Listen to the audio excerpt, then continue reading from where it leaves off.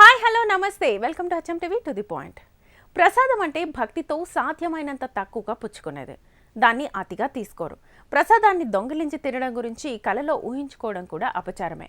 అలాంటిది రాజస్థాన్లోని రాజ్ సంబంధ్లో ఉన్న శ్రీనాథ్జీ ఆలయంలో ప్రతి సంవత్సరం అన్నకూట్ మహోత్సవం రోజున భక్తులు ప్రసాదాన్ని దొంగిలించి మరీ తింటారు.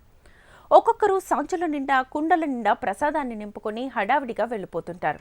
ఇక్కడి గిరిజనులు దాదాపు 350 ఏళ్లుగా ఈ ఆచారాన్ని తాజాగా శ్రీనాథ్జీ ఆలయంలో అన్నకూటు మహోత్సవం జరుపుతూ ఉంటారు.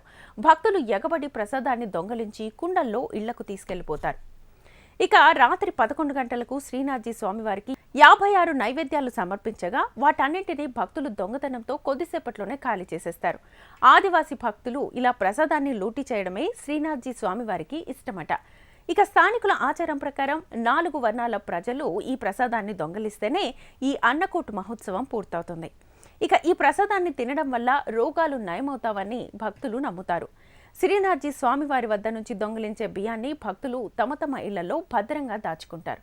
అది కుటుంబానికి నష్టాలను, కష్టాలను, దోషాలను నివారిస్తుందని వారు విశ్వసిస్తారు. అన్నకూట్ దోపిడీ సంప్రదాయాన్ని చూసేందుకు వందలాది మంది ఆలయానికి తరలి వస్తూ ఉంటారు.